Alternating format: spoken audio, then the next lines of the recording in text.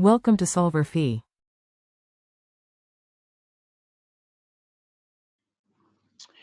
Yeah, so we're looking at solving a question about angular acceleration. So we have a rotating blade of a blender that turns with a constant angular acceleration of 1.5 radians per second squared. We're trying to figure out how long does it take to move from rest, so angular velocity of 0, to an angular velocity of 36 radians per second.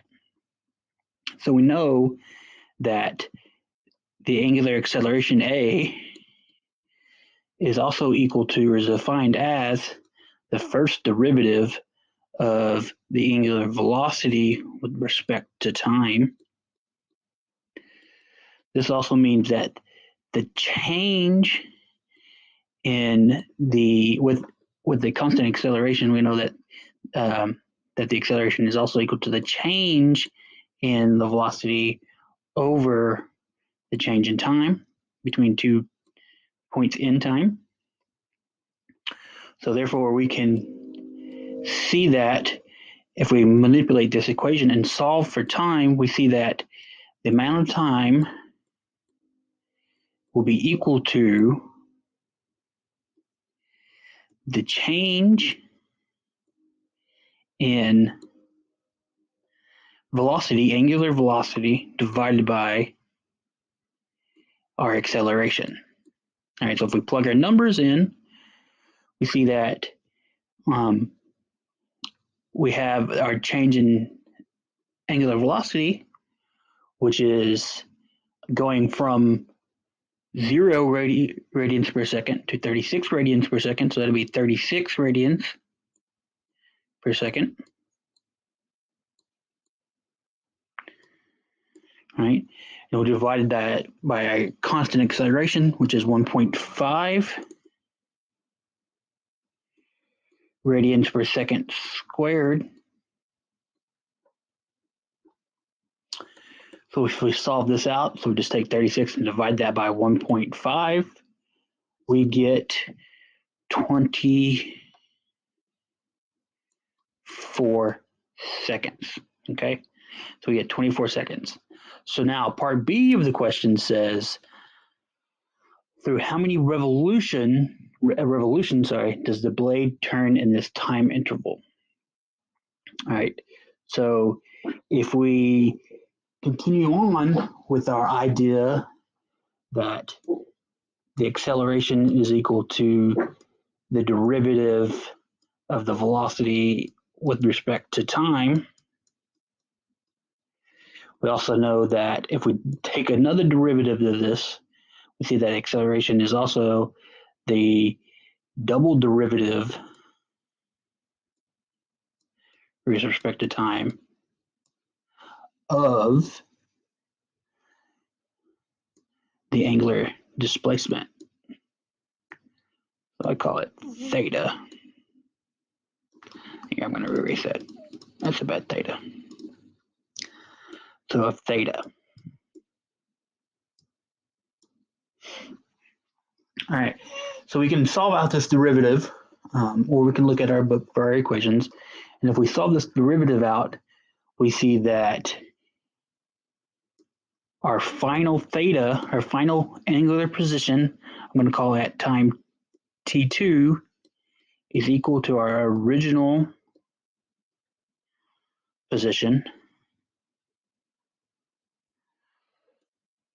plus our initial velocity, our initial angular velocity, times our time interval,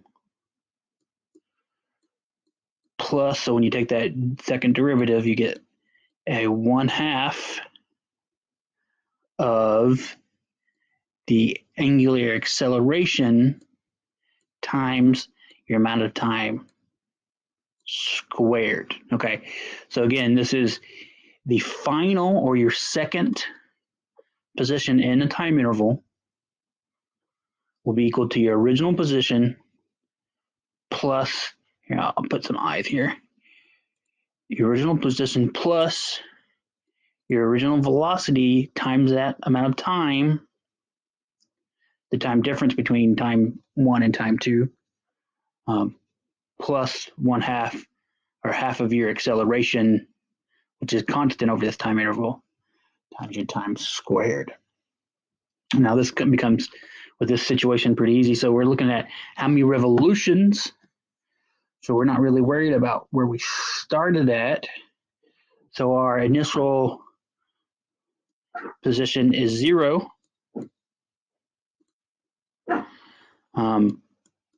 We started at rest. So our initial velocity, angular velocity, is 0. So 0 times t, or 0 times any time is 0. So plus, so this is 1/2 of a. So if we recall back from our last problem, our acceleration, our angular acceleration was 1.5 radians per second. So that's going to be 0.75 radians per second squared. Second squared.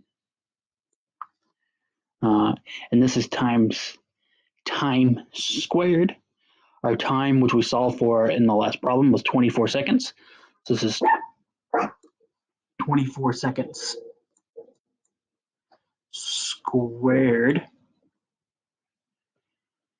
All right, so when we square our seconds are squared and cancel out. So then we're left with just radians in this.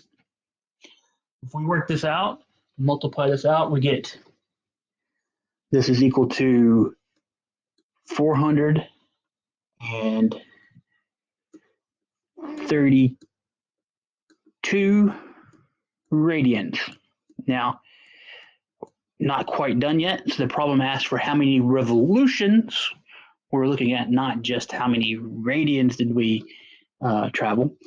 So the idea is how many radians are in a circle. So that's 2 pi.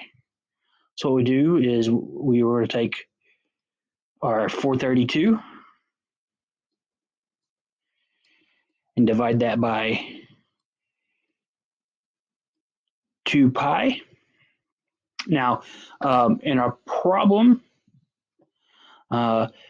we only are looking at 3 significant figures, so we don't have to use a super accurate version of pi. But then when we divide this out, we get 68.8 revolutions. I'll just put revs.